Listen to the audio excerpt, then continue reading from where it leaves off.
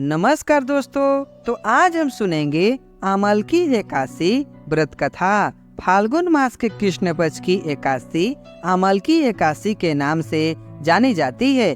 इसे फाल्गुन शुक्ल एकादशी भी कहा जाता है। इस दिन आंवले के पेड़ की पूजा की जाती है। ऐसा माना जाता है कि एकादशी के दिन आंवले के पेड़ में भगवान विष्णु का वास होता है। इस अवसर पर देवी लक्ष्मी की भी पूजा की जाती है। ऐसी मान्यता भी है कि भगवान कृष्ण अपनी पत्नी और देवी राधा के साथ आंवले के पेड़ के नीचे निवास करते हैं। आमल की एकादशी का पौराणिक कथा के अनुसार भगवान विष्णु के नाभि से ब्रह्मा जी की उत्पत्ति हुई थी।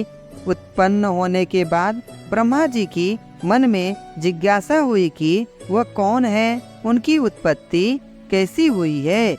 इस प्रश्न का उत्तर जानने के लिए ब्रह्मा जी पर ब्रह्म की तपस्या करने लगे। ब्रह्मा जी की तपस्या से प्रसन्न होकर भगवान विष्णु ने ब्रह्मा जी को दर्शन दिए।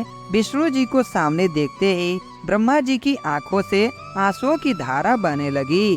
ब्रह्मा जी के आंसू भगवान विष्णु के चरणों पर गिरने लगे और उनके आंसुओं से आमल की यानी आंवले का वृक्ष उत्पन्न हुआ। भगवान विष्णु ने ब्रह्मा जी से कहा कि आपके आंसुओं से उत्पन्न यह आंवले का वृक्ष पर फल मुझे अति प्रिय रहेंगे। जो भी आमल की एकादशी के दिन आंवले की वृक्ष की पूजा करेगा उसके सारे पाप समाप्त हो जाएंगे और व्यक्ति मोक्ष प्राप्ति का अधिकारी होगा। तभी से आमल की एकादशी के दिन आंवले के पेड़ की पूजा की जाने लगी। साथ ही इस दिन आंवले भगवान विष्णु को समर्पित किया जाता है।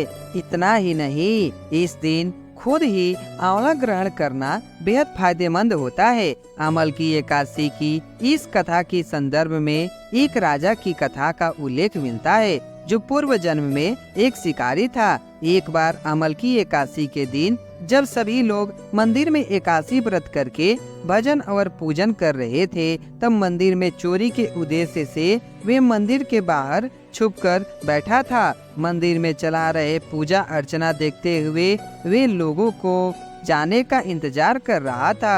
अगले दिन सुबह हो जाने पर शिकारी घर चला गया। इस तरह जाने अनजाने में शिकारी से आमल की एकादशी का व्रत हो गया। कुछ समय बाद शिकारी की मृत्यु हुई और उसका जन्म राज परिवार में हुआ। यही कारण है कि सभी एकादशियों में आमल की एकादशी का विशेष महत्व है। इस तिथि को बताते हुए भगवान श्री कृष्ण गीता में कहा है कि मैं वृक्षों में पीपल तथा तिथियों में एकादशी हूँ। एकादशी तिथि मनुष्यों के लिए कल्याणकारी है। आमल की एकादशी की महिमा को बताते हुए श्री कृष्ण कहते हैं, जो व्यक्ति स्वर्ग और मोक्ष प्राप्ति की कामना रखते हैं उनके लिए यह एकादशी अत्यंत श्रेष्ठ है। जो भी इस दिन आंवले की पेड़ की पूजा करता है उसे सभी देवी देवताओं का आशीर्वाद प्राप्त होता है। जय श्री हरि।